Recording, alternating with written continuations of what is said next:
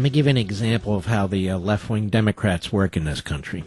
How they are the ones who really are at war with women, really at war with the individual, regardless of their genitalia or the genitalia they're transitioning to.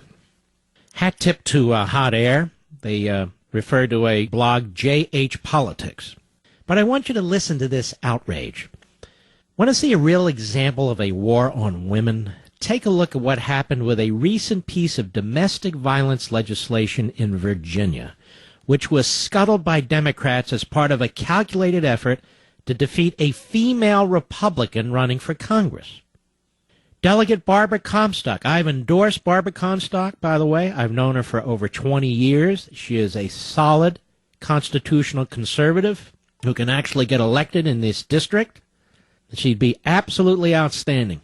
And I want to reiterate my energetic support for her, and anything I can do to help her, I will. But this is the point. Listen to this. Delegate Barbara Comstock's legislation had unanimous support in the House of Delegates, but the Democrat-controlled state Senate had other plans.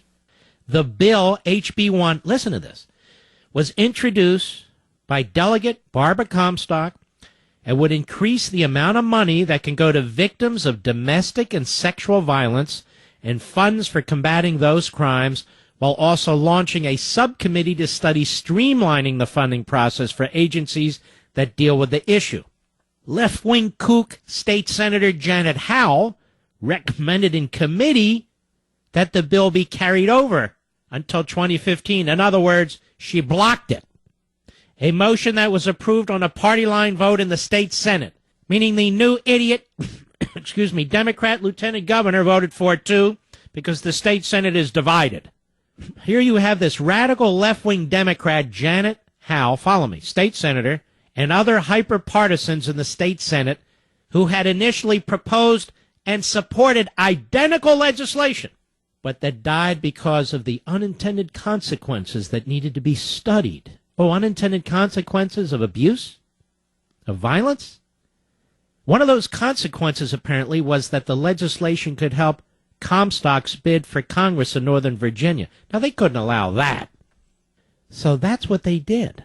They blocked legislation that had virtually unanimous support among Republicans and Democrats in the House and Senate because she sponsored it. She introduced it. You talk about a war on women? And that's not all.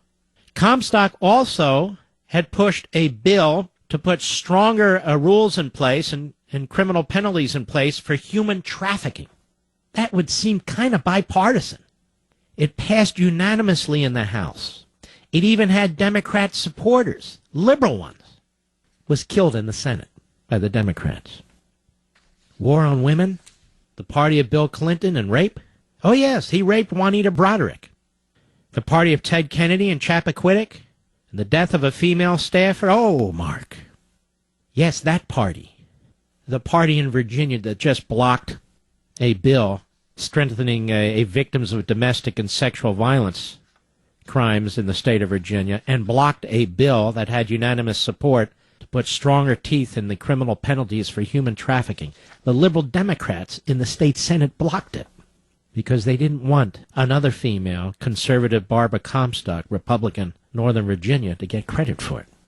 This is going on all over the country. So does that mean that State Senator Howell and the other Democrats in Virginia support domestic and sexual violence? Well, isn't that what the Democrats would say? Does that mean Senator Howell and the other Democrats in Virginia support human trafficking? I could see some pretty damn good ads running right now, couldn't you? I wonder what Rachel Maddow on MSLSD will say. Nothing, because she's a nut.